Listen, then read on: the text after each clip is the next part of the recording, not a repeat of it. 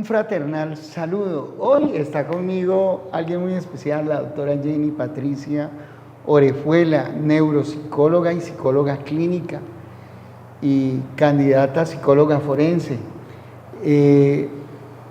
Hoy vamos a interactuar, vamos a hablar de grandes problemas nacionales, vamos a hablar de procedimiento administrativo, vamos a hablar de corrupción, vamos a hablar de extralimitación de las funciones del Estado y los recursos que tienen los ciudadanos para defenderse. Vamos a hablar del silencio administrativo positivo, vamos a hablar de las acciones constitucionales para que la gente se defienda. Y la doctora muy preocupada con todo lo que está pasando, me ha dicho la semana ha estado tremenda y hemos visto muchos casos que tienen que ver con lo que está pasando en la sociedad colombiana, un fenómeno tenaz y el cual nos debe llevar a reflexionar. Doctora, buenos días, estaba muy perdida. Buenas tardes, doctor. Doctora, buenas tardes. Ya estamos por la tarde. Estaba reseteándome, hay que tomar airecitos y vacacionar. Me encanta estar en este programa, me encanta verlo de nuevo.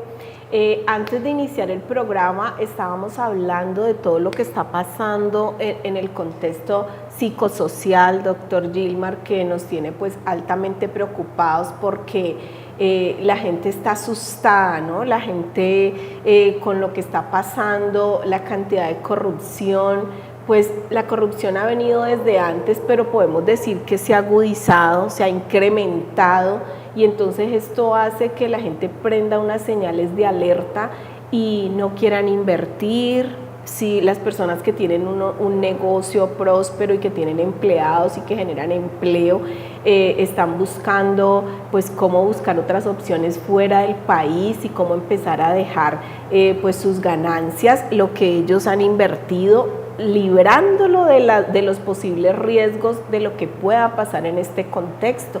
No es que seamos alarmistas, sino que es que hay unas estadísticas grandísimas, doctor, de la cantidad de corrupción y de los hechos administrativos que están afectando a la población colombiana.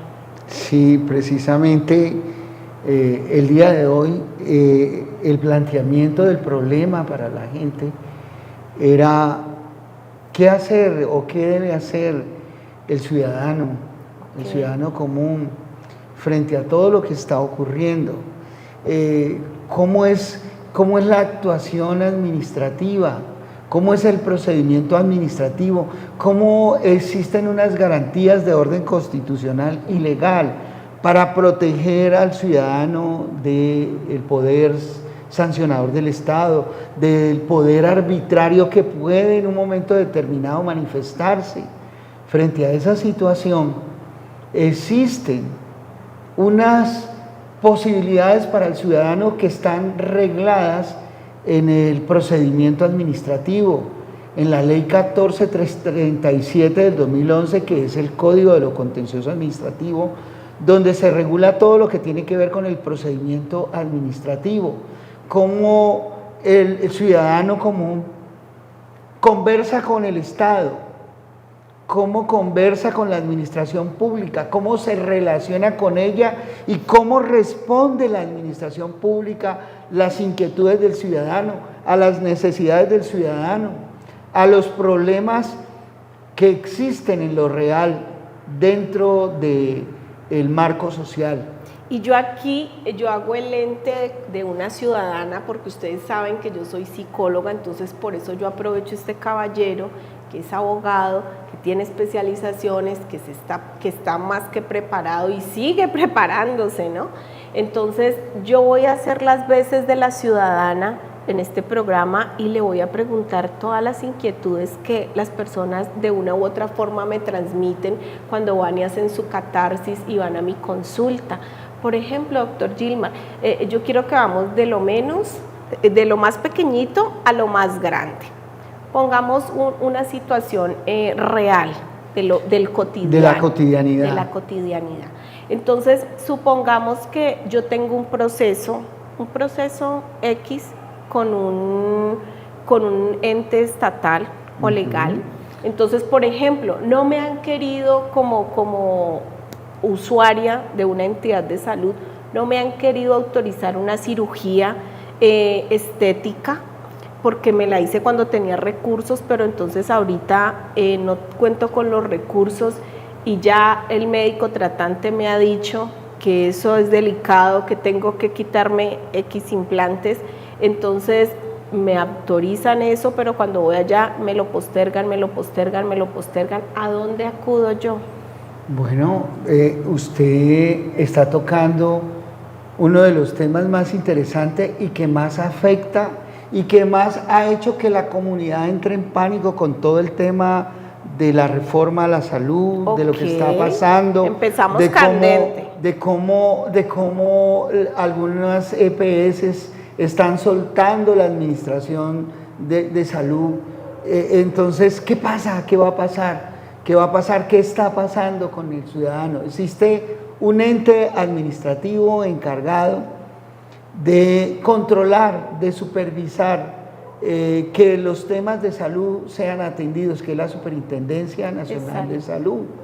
Entonces, ¿qué hace el ciudadano? El ciudadano actúa a través de un derecho consagrado en nuestra Constitución Nacional y que precisamente es el derecho que más protección constitucional ha tenido en la historia de la Constitución del 91, que es el derecho de petición. Y ese derecho de petición está arreglado en la Ley 1437 del 2011, ahí dice cómo presentar el derecho de petición, pero ese derecho de petición es considerado o tiene rango de derecho fundamental, es decir, que ese derecho de petición se protege constitucionalmente y entonces las autoridades de la República están obligadas, en este caso la Superintendencia Nacional de Salud, usted le dirige una petición y cuenta lo que le está pasando, están obligadas a responderle al ciudadano. Doctor, yo quiero también hacer las Y entonces, si no le responden al ciudadano, usted promueve una acción constitucional que se llama de tutela para proteger derechos fundamentales. Pero espéreme, no se me salte, porque es que yo le hablo de personas que de pronto no tienen acceso a un computador, personas, entonces ahí, ¿cómo intervendríamos nosotros? Porque es que nosotros necesitamos contactar a estas personas, porque es que hay gente que de verdad ni siquiera tiene acceso a eso para hacer un derecho de petición. Bueno, entonces le decía que la única manera como el ciudadano común puede relacionarse con la administración pública en cualquiera de sus áreas es a través del procedimiento administrativo. Y que el procedimiento administrativo se puede iniciar a través del derecho de petición. Verbigracia, usted necesita que le coloquen el servicio público fundamental de agua potable. Y usted hace la petición administrativa en forma respetuosa a la administración pública. Puede ser a las empresas públicas de Cali, por ejemplo. Y las empresas públicas de Cali tienen que responderle a usted. No le pueden negar ese derecho. Y tienen que responderle, y si le van a negar, tienen que fundamentarle de una manera razonable por qué no le pueden entregar el servicio. Pero si no le responden en el término establecido por la ley, en este caso 15 días para que den respuesta, entonces se entiende que la respuesta del Estado es positiva y que usted puede en un momento determinado alegar lo que se llama el silencio administrativo positivo. Es decir, que la administración pública no se puede quedar callada frente a los requerimientos de los ciudadanos. Y eso lo tiene que saber la opinión pública, porque la gente no lo sabe en su mayoría. Y entonces usted me decía, ¿qué debe hacer la gente? Pues buscar auxilio, y aquí estamos. Es que esa es la parte, porque algunos me dicen, a mí me gusta que me expliquen todo desde aló, porque pues es gente que no tiene acceso a todas estas cosas, ni siquiera a veces no saben ni escribir. Alguna población que yo atiendo es muy vulnerable, entonces ellos ven el programa y les gusta mucho, pero entonces dicen, pero yo cómo hago, esto es muy costoso, ¿a dónde me dirijo? Bueno, en principio, mire, las peticiones tienen que hacerse de una manera respetuosa, pero si usted quiere que le paren bolas, debe sustentar muy bien su petición, porque a veces la administración omite cumplir con sus funciones, precisamente basada en la ignorancia de la opinión pública, en la ignorancia del ciudadano y a veces en la ignorancia del mismo funcionario. Entonces hay maltrato al funcionario, al ciudadano, no hay buen trato para el ciudadano y es una obligación tratar de manera cordial al ciudadano, facilitarle las cosas. A la gente se le tiene que hablar en su propio lenguaje. Es decir, no es lo mismo resolverle una petición a un anciano de una generación bien añeja, por ejemplo, alguien que tenga 90 años, muy respetable y muy lindo, tiene 90 años, pero esa persona no tiene ninguna cercanía con los sistemas electrónicos que hoy en día rigen la vida de la gente. La virtualidad. No, eso ya es delicado porque estas personas no tienen cómo poner una queja por decir algo al consumidor. Yo lo he hecho y me han dado respuesta y me ha evolucionado bien.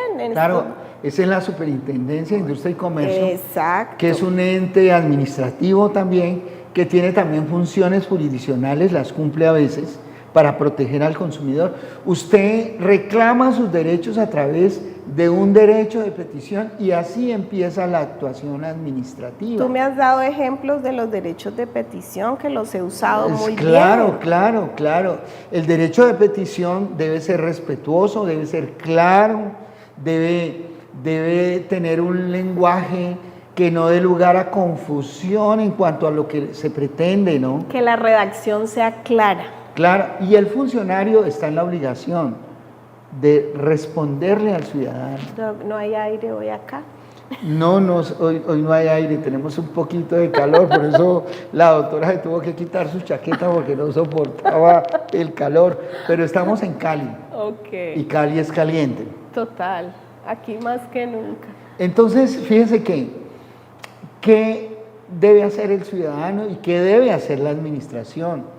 El sujeto activo de la actuación administrativa es el Estado, en sus diferentes formas. Pero venga, tomen nota, es que miren que lo que está diciendo el doctor Gilmar, no se despisten, por eso es que tienen que ustedes luego, ¿cómo se va a llamar este programa, doctor? Procedimientos administrativos. Procedimientos administrativos. Justicia para todos. Justicia para todos. En YouTube nos buscan y tomen nota, porque es que después andan todos despistados preguntando qué es lo que tenemos que hacer. Bueno, entonces fíjense que la administración tiene que guardar unos principios. El principio de transparencia y de publicidad. Cualquier decisión que en las etapas del procedimiento administrativo tome la administración pública en cualquiera de sus formas de actuación y en cualquiera de sus órganos de actuación, tiene que cumplir con unos requisitos. Entonces tiene que tener el requisito de publicidad. Si al ciudadano le falta un documento, el Estado, ya sea municipio, ya sea una entidad descentralizada, ya sea la gobernación, ya sea el consejo, tiene que convocar al ciudadano y decirle, mire, le hace falta esto. ¿Qué pasa si eso no ocurre? Si yo llevo mi documentación y me queda haciendo falta algo, pero nadie me contacta. Nadie la contacta. Bueno, resulta que no le responden nunca y faltó al deber de transparencia a la administración pública y si no le responden, acuérdese de lo que hablé ahorita. El silencio administrativo positivo que nos da a entender que la administración dio una respuesta positiva a la petición del ciudadano. Importantísimo eso. Si no me responden, doy por sentado que ya me dijeron que sí. Hay algunos procedimientos que no permiten el silencio administrativo positivo. ¿Cómo cuáles? Por ejemplo, en temas, de licencias de construcción, que son más complicadas. Si la administración no se pronuncia, se entiende que el silencio administrativo fue negativo y le abre la puerta al ciudadano para que pueda acudir ante la jurisdicción, es decir, ante los jueces de lo contencioso administrativo. Ahora, frente a una actuación del Estado, el Estado habla a través de actos, hechos y operaciones administrativas. Entonces, el Estado habla a través de un acto administrativo para decirle, vea, le vamos a dar una licencia de construcción, por ejemplo, o le vamos a reconocer un derecho, le vamos a dar una beca, o le vamos a reconocer un subsidio, y entonces el Estado habla a través de un acto administrativo. Y ese acto administrativo se lo deben comunicar al ciudadano beneficiario, al sujeto pasivo de la actuación administrativa, porque el sujeto activo de la actuación administrativa es el Estado, siempre es el Estado, y el sujeto pasivo es el ciudadano. ¿Cómo le habla el Estado al ciudadano? A través de un acto administrativo. ¿Y qué debe hacer el ciudadano frente a ese acto administrativo? Si el ciudadano está conforme con la decisión, el ciudadano guarda silencio y dice, gracias administración, estoy contento. Pero si el ciudadano cree que han cometido una injusticia, que le están negando un derecho, entonces, ¿qué debe hacer el ciudadano? Pues el acto administrativo proferido por la administración pública tiene que hablarle claramente al ciudadano y decirle, mire, usted cuenta con unos recursos que se llaman la vía gubernativa, y son el recurso de reposición y el recurso de apelación, ¿sí? Recursos con los cuales el ciudadano puede manifestar su inconformidad. Por ejemplo, si en el acto administrativo no se sustentó de manera clara y objetiva la decisión con razonamientos lógicos, entonces el ciudadano puede interponer un recurso ante al primero de reposición frente al mismo funcionario que profirió la decisión, y de apelación ante el superior funcional jerárquico de ese funcionario. ¿Para qué? Pues para que lo revoque o lo reforme o lo confirme. Si lo confirma y el ciudadano no está de acuerdo, cree que están violando la Constitución, la ley o la Convención, acuérdense que les he hablado mucho de Derecho Internacional de los Derechos Humanos y que Colombia hace parte de la Convención Americana de Derechos Humanos, y entonces que se están violando cualquiera de los derechos reconocidos como fundamentales por la Constitución o por la Convención, entonces usted puede no solamente interponer los recursos, sino solicitar el control de convencionalidad, que es una obligación que tiene todo funcionario público en Colombia, ya sea del legislativo, del ejecutivo o de la jurisdicción. La actuación del funcionario debe ser, aún es oficio, aún sin que nadie se lo pide, si se percata o si es ostensible que hay una violación a los derechos humanos, una violación a los derechos constitucionales que están contenidos en la Convención Americana de Derechos Humanos. Vámonos a unos hechos más álgidos y un poquitico más fuertes que nos generan a nosotros un impacto muy negativo en la parte psicosocial, sí. Y sobre todo las personas que están en los territorios rurales. Yo vivo en Jamundí, han ocurrido unos actos terroristas infames, están violando casi que los derechos de lesa humanidad de muchas personas, el derecho fundamental de estas personas, porque la gente tiene miedo en la ciudad, o sea, están en la ciudad haciendo actos terroristas donde caen los más vulnerables, como el señor que no sé cómo ha evolucionado, hace 2 días no veo noticias, falleció. Fue lo que me contaron. No sé, la verdad, no he visto noticias.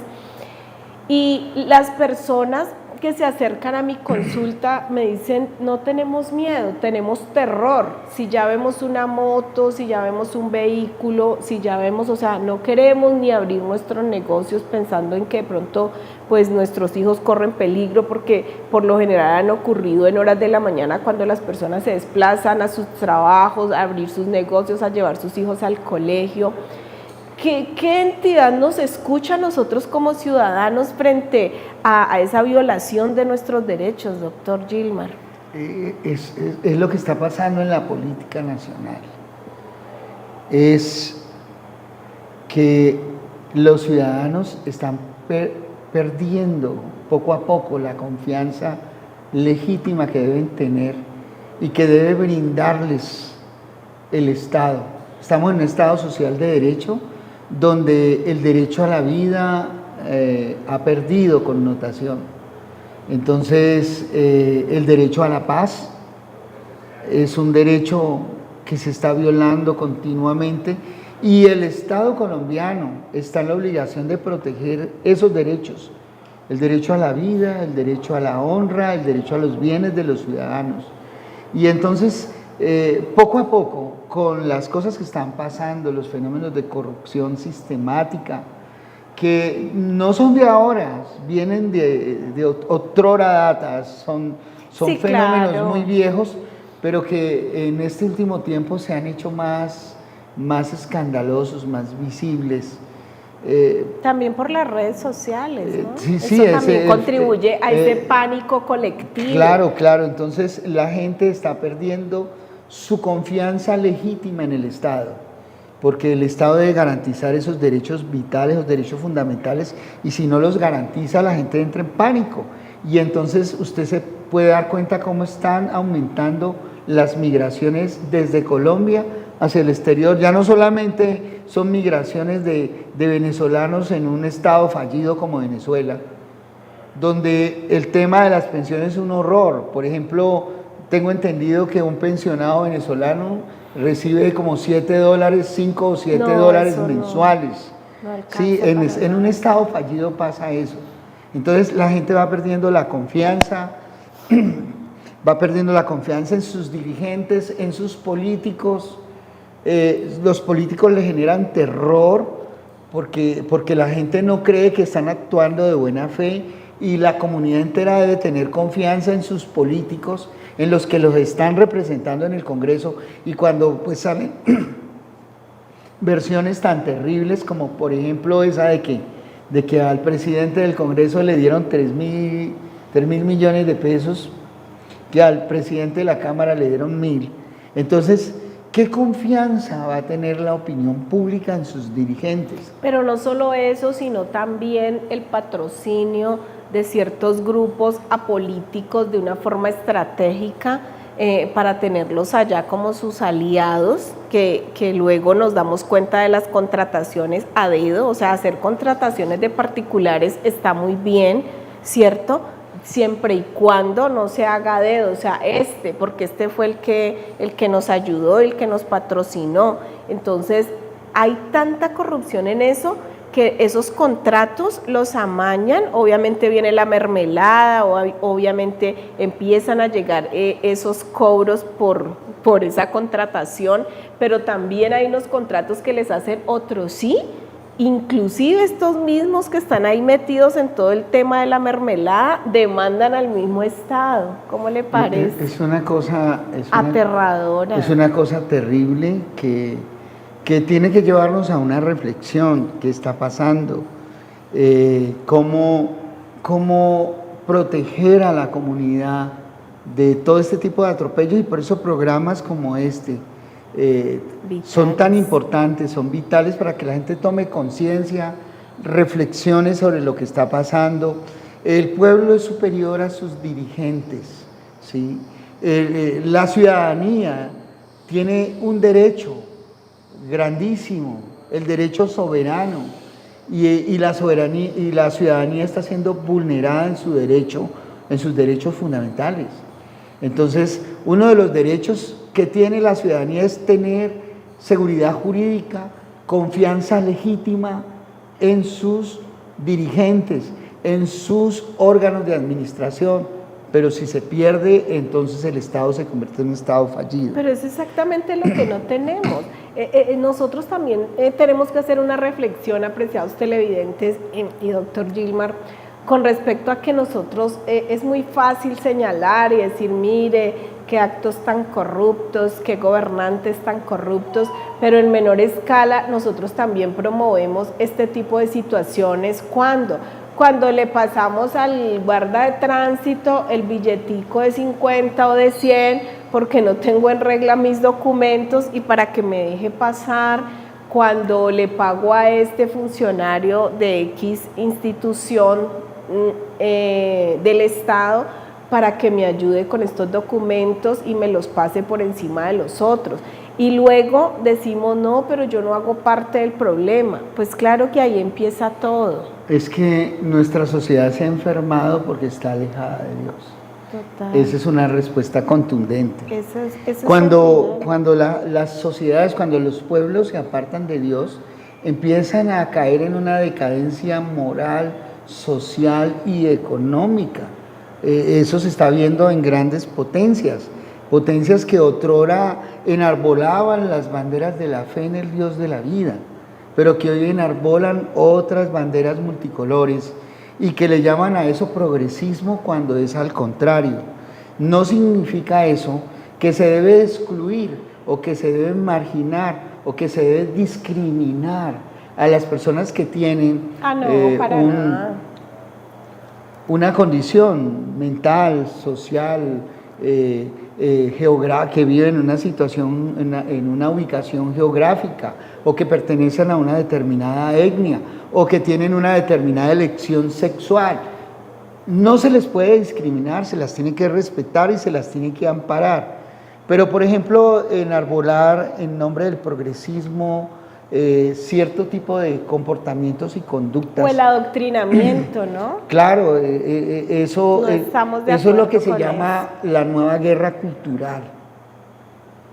Y entonces lo que estamos viendo es cómo la sociedad poco a poco se va desmoronando como cuerpo social tradicional que respetaba unos valores, unos principios. Entonces hay una pauperización en todos los sentidos, hasta en lo económico. Es que mire que lo que hablan, cuando se trata y se toca el tema de lo de la corrupción administrativa, de cuando los entes estatales que se supone que deben velar por el ciudadano, por los derechos, porque ellos tengan...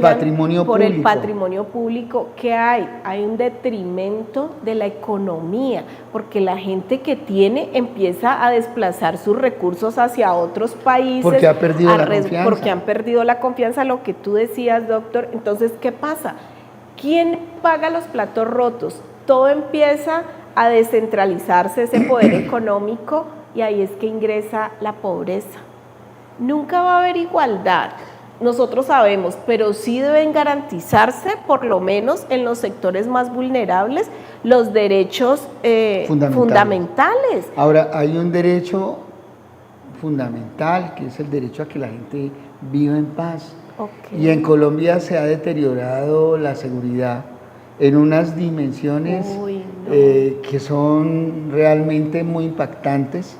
Y el deterioro de la seguridad ayuda a que la confianza inversionista se vaya, a que la gente que tiene cómo invertir no crea que debe invertir, y entonces se deteriora el empleo, y el deterioro del empleo implica deterioro más profundo del tema de la seguridad. Por ejemplo, lo que ha pasado en el sector de la construcción es muy grave. Okay. El sector de la construcción está paralizado. Y entonces se han perdido miles y miles de empleo. El sector de la construcción es el primer generador de empleo en el país. Y entonces imagínese usted la vulnerabilidad en que han quedado miles y miles de ciudadanos. Entonces cada día vemos cómo esos ciudadanos desesperados miren que yo tengo un ejemplo. Salen del país, venden todo lo que tienen, sí. Pero sobre migran en una inseguridad aterradora. Ya a muchos colombianos ya no los quieren en algunos países donde antes les apetecía, porque la gente está saliendo en masa, porque son miles y miles los colombianos que están migrando porque no encuentran condiciones para desarrollar sus potencialidades. La semana pasada entrevisté a un paciente que llegó de Venezuela trabajaba en un ente estatal, pero tuvo un inconveniente con un superior y le tocó venirse, me contaba él, y me dijo lo siguiente, que fue muy triste, porque él dice que estando allá muchos años, porque se acabó de llegar, o sea, hace como 2 meses, entonces que las personas que trabajan con entidades del Estado viven bien.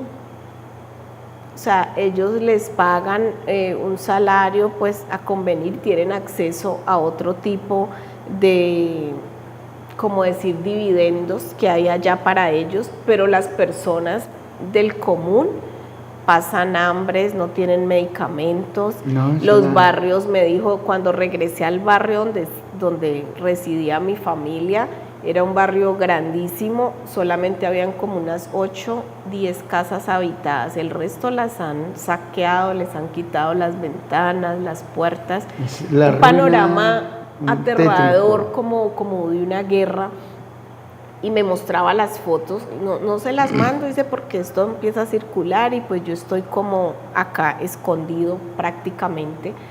Y tenía un cargo bastante importante allá, que lo hacía pues tener ciertos privilegios, y me ponía yo a verlo en el estado, porque va a la terapia porque tiene depresión, porque está angustiado, tiene ansiedad generalizada.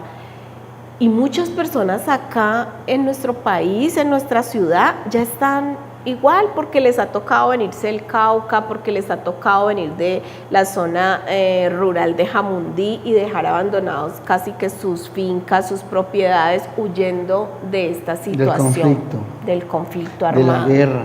Total. Es una cosa por la cual una invitación a todos los televidentes: volvámonos a Dios con todo el corazón. No es lo que queda más. Esa es una solución radical. Volvámonos a Dios con todo el corazón. Humillémonos delante de la presencia del Dios de la vida para que todo lo que se ha levantado en injusticia, corrupción, y no podemos decir que es solo de este gobierno, no, eso es viejo. Son unas prácticas viejas de gente sin principios, sin valores, que llegaron a la cosa pública para apoderarse de ella, pero a costa del dolor y la ruina de la mayoría. Pero, doctor Gilmar, ¿usted cree que toda esta cantidad de barbaries que escuchamos que pasan en las familias, feminicidios, asesinatos, robos, y sobre todo la vulneración a la primera infancia, antes era así? Así, claro, porque la gente se ha alejado de Dios desde hace mucho rato, y ahora se ha hecho más público porque lo que usted decía, las redes sociales son un boom, y ellas cuentan toda esa historia y a veces la exageran, otras veces la callan en las dimensiones que no deben callar, deben darle mayor realce a situaciones, por ejemplo, que tengan que ver con corrupción, violencia. Pero sí, en estos momentos la cosa está más grave, porque ya empezamos a ver que los muchachos que estudiaron, que invirtieron su tiempo, sus padres invirtieron muchos recursos en su formación, en su educación, están saliendo del país, tienen que salir del país porque no hay dónde ocuparse. Por ejemplo, para no ir muy lejos, mire, en la industria del petróleo, Colombia tiene sus reservas. Colombia tiene recursos, y tiene recursos muy valiosos, como son los mismos recursos humanos. Tiene la mejor facultad de ingeniería de petróleos de América Latina. Tu hijo es ingeniero en petróleo. Exactamente. ¿Y qué hicieron las compañías que exploraban petróleo ante las condiciones que hay en el país de inseguridad jurídica, de inseguridad en los campos? Estas compañías salieron del país, y entonces miles de personas que trabajaban en el mundo del petróleo, en ese sector tan importante de la economía, se fueron las empresas y con ellas las personas. ese recurso humano en que se invirtió tanto dinero para prepararlo, ese recurso humano está quieto o se ha ido del país, la fuga de cerebros. Otros sectores de la economía se están yendo, están paralizados. Sin ir muy lejos, el tema de la construcción es muy grave, porque ya no estamos hablando de personal calificado que se preparó, sino de la mayoría de una población vulnerable que trabaja en eso, que obtiene los recursos de su sobrevivencia del trabajo en la construcción, no tienen construcción, porque se ha perdido la confianza, porque los gobernantes no han sido superiores en el propósito de buscar las reivindicaciones que necesita la sociedad. Algunos andan improvisando. Y la sociedad necesita empleo, por ejemplo. Es uno de los grandes problemas. Primero hablábamos de seguridad. La seguridad se ha resquebrajado de una manera grave. La gente tiene miedo ya de salir, ya los fines de semana no es como antes, que la gente salía vacío a los centros comerciales, al centro de las grandes ciudades, ¿no? La gente no tiene plata y además la gente tiene miedo porque si sale la atracan. Y lo más triste Y, es que y una cosa grave, mire, es una queja que estoy recibiendo constantemente, de que como el presupuesto para algunos órganos de la rama jurisdiccional, el presupuesto para la Fiscalía General de la Nación se ha recortado de una manera grande, se han disminuido el número de fiscales, entonces ya usted coloca una denuncia y a usted le hacen el feo y no le paran cuidado a su denuncia, solamente se fijan en los casos de más relevancia y entonces la criminalidad se ha disparado porque los fiscales no actúan tampoco. Los fiscales no investigan, les da pereza investigar. Usted presenta una denuncia penal por un delito determinado y se lo estructuran por otro delito que no tiene nada que ver para archivar el proceso. Es una verdadera tristeza lo que está pasando en el país, es una denuncia que hago, ¿no? Porque son muchas las quejas, porque yo recibo las llamadas de gente que me dice, doctor, mire esto. Uno mira los casos claros y los fiscales prevarican ahí porque no hacen lo que tienen que hacer, pero uno los escucha a los fiscales y dicen, no, es que nos quitaron personal, nos hacen falta fiscales, hay muy pocos fiscales por cada 100.000 habitantes, entonces solamente se dedican a los casos de gran trascendencia, de gran resonancia, y los casos comunes quedan en el aire. Imagínese las personas que están detenidas y que llevan 2, 3 años esperando y recibir respuesta, y muchos inocentes, ¿no? Por demandas pero hay unos fraudulentas. Hay unos procedimientos en Colombia para que esas personas salgan, con una responsabilidad de los funcionarios que dejaron vencer los términos. Pero ahí necesitarían una ayuda de un profesional. Si hay unas responsabilidades disciplinarias para los funcionarios que dejan vencer los términos, porque también hay víctimas que necesitan que se les haga justicia, que se les repare, ¿sí? Entonces, así como estamos, en estos momentos, en el Estado se protege mucho a la persona que delinque, tiene mayor protección que las mismas víctimas, eso se está viendo. ¿Por qué razón? Por lo que le estoy diciendo. Se vencen los términos constantemente, se aplica el principio de favorabilidad siempre y eso es bueno, pero hay una pauperización de muchos sectores de la vida política, económica y social del país, que redunda en una gran masa de colombianos migrando. Pero volviendo al procedimiento démosles una voz de aliento, porque parecemos... Sí. Démosles una voz de aliento. Volviendo al procedimiento administrativo, les damos una voz de aliento. Frente a cualquier arbitrariedad de la administración, ustedes tienen derechos. Ustedes tienen derechos. Frente a cualquier forma de arbitrariedad, existe el derecho de contradicción.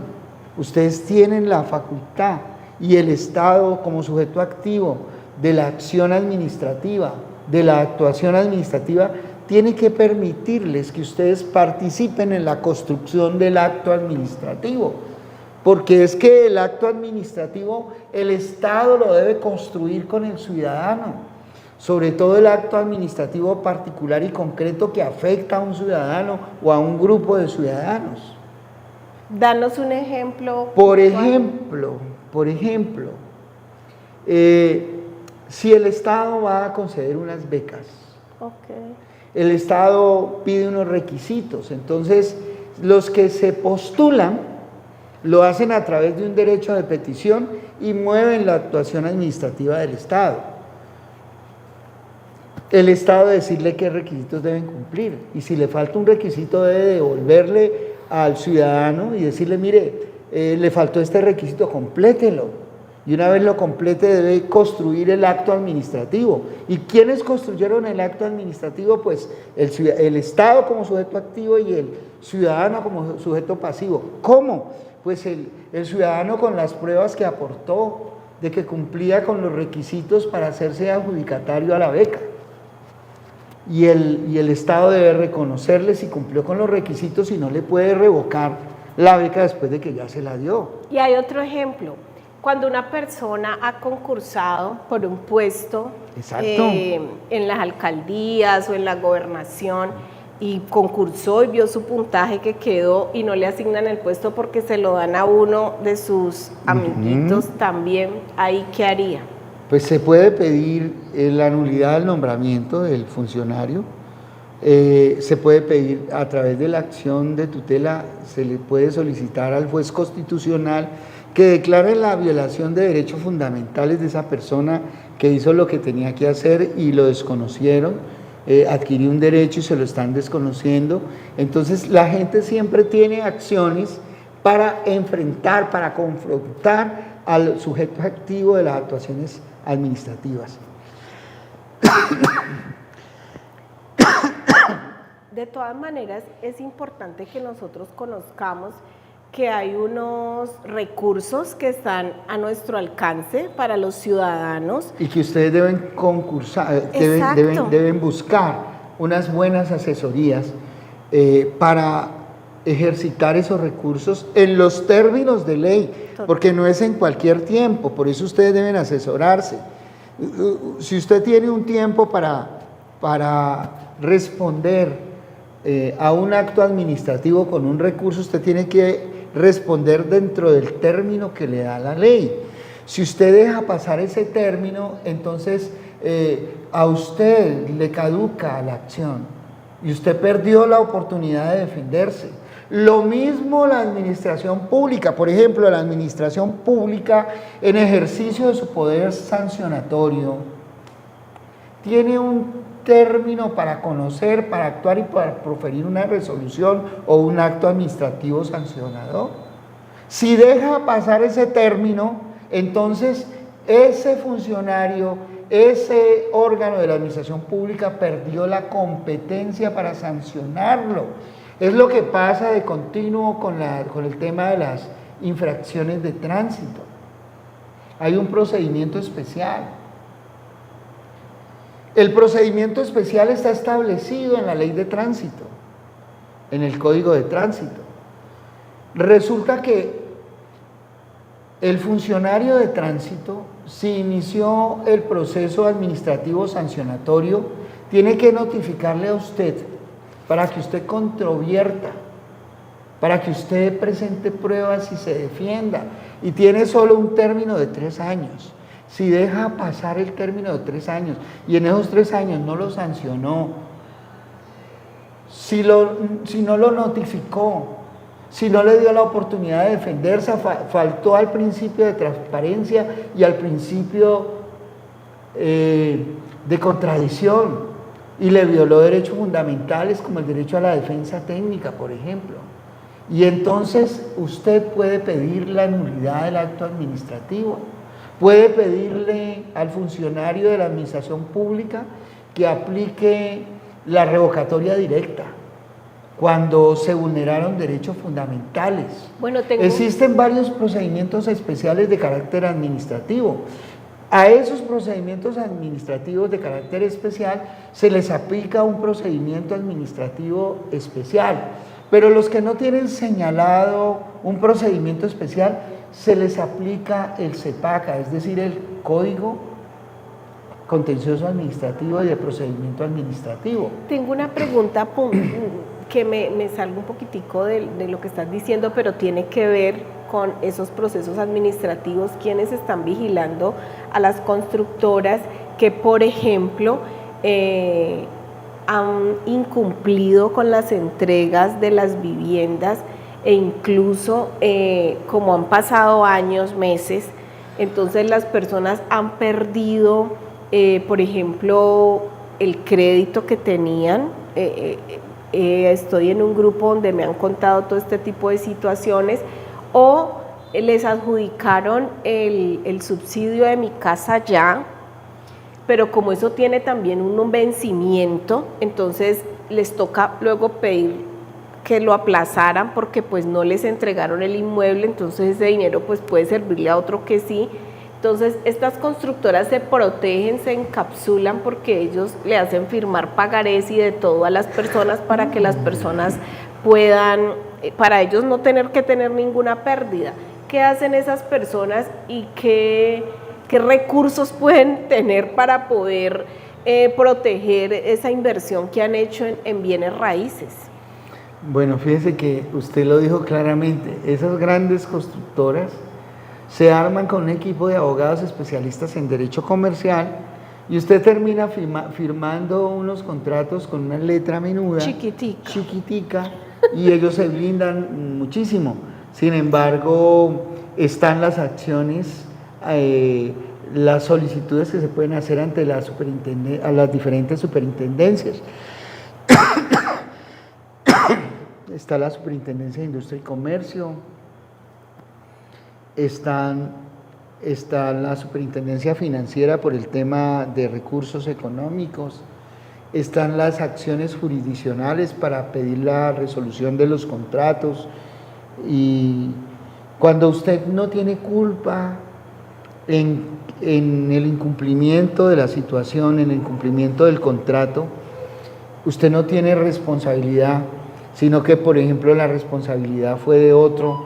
Usted puede presentar excepciones si la van a perseguir, pero por ejemplo, si el cumplimiento viene del incumplimiento del constructor, pues usted lo puede perseguir también, jurídicamente. O sea, existe lo que se llama la posición dominante dentro del ámbito de las relaciones comerciales. Usted puede alegar las cláusulas agresivas, lesivas, que son cláusulas que la avasallan a usted como persona más frágil dentro de la relación comercial. Usted puede pedir la nulidad de esas cláusulas. Hay muchas formas de defenderse, pero para eso está Gilmar Tafur, Abogados Asociados, Justicia para Todos. Digamos los teléfonos, doctor, para que la gente... Mire, en pantalla hay unos teléfonos que son de bendición. 315-528-1453, 884-3306 y el 889-3751. Tengan presente algo, apreciados televidentes, que nosotros hacemos este programa con la meta específica de que ustedes, si tienen dudas en sus procesos, en lo que ustedes están viviendo y sienten que los procesos administrativos no han sido adecuados, contáctenos. Algunos me dicen, pero eso es muy costoso. No. ¿Cuál es la tarifa social para una consulta, doctor Gilmar? Pues a veces tenemos consultas regaladas, a veces. Las regalamos dependiendo de la esas situación. A veces, apreciado televidente. Sí, coja esas a veces. Coja esas a veces porque claro, sirve. hay casos que son muy especiales y a la gente le ayudamos. Entonces, y llevamos más de 42 años en esto, porque llevamos 42 años ejerciendo con probidad el derecho. ¿Y la experiencia? Y la experiencia, que no se improvisa. Eso no se improvisa, es una bendición. Y la formación, la preparación. Es importante. Es decir, y un equipo excelente como la doctora Jenny, abogados expertos en diferentes áreas del conocimiento legal. Que no circulan por acá, pero están en la firma Gilmar Tafuri Abogados Asociados. Gentes, abogados profesionales expertos en derecho médico. Aquí tuvimos, cuando abrimos con derecho médico. No logramos ver al doctor. Pero Sí, señor. Entonces, abogados especialistas y con doctorado en derecho médico, en derecho comercial. El otro abogado que trajiste, que era donde estás haciendo comercial, okay. Civil y comercial, expertos en derecho de familia, expertos en derecho penal, expertos en derecho administrativo, en derecho constitucional. ¿Sabe que, para que lo tengan en cuenta, esta semana empezaron a llegar personas, oigan bien, a raíz de la condena del general Amor? Eso le pasa a los vallecaucanos, atentos. Empezaron a llegar personas, personas que les habían negado la reparación directa. Les habían negado la reparación directa según los tribunales, porque no habían encontrado un responsable del Estado en los hechos omisivos donde participaron paramilitares y miembros del Estado en masacres y en muertes de ciudadanos, en el tema político en las regiones. Empezaron a llegar personas a pedir nuestro asesoramiento legal y nuestra participación como abogados para que los representemos, pero son muchas, porque fíjese que encontraron culpable a uno de nuestros generales. Fue condenado a 31 años de prisión. Yo vi Tuviste. Y entonces estamos ya trabajando para iniciar los procesos conciliatorios con el Estado y si toca las demandas de reparación directa. ¿Y eso es una voz de aliento? Eso es una voz de aliento para ustedes. No todo porque a pesar de todo lo que está pasando, la sociedad civil colombiana sigue siendo fuerte. Y la única recomendación es que busquemos a Dios. Que el Señor los bendiga y los guarde, doctora. Qué alegría tenerla a usted. Un poquito de calor, pero aquí le pone floritura, calor y alegría al programa. Que el Señor la bendiga, la guarde y que Dios nos guarde a todos. Los invito que volvamos nuestros ojos a Jesús. Siempre. Que Dios es grande. Y antes de terminar el programa, voy a orar con ustedes allí donde están. Señor Jesús, te necesitamos en Colombia. Espíritu Santo, te necesitamos en Colombia. Señor, te entregamos esta nación, te entregamos nuestros hijos e hijas, te entregamos la economía del país. Señor, esconde este país que te ama, pero que no se acerca a ti. Escóndelo en la cuenca de tu mano y permítele que se acerque a ti, que te reconozca. Gracias, Señor Jesucristo. Guárdanos en ti. Amén. Amén. Amén. Necesitábamos.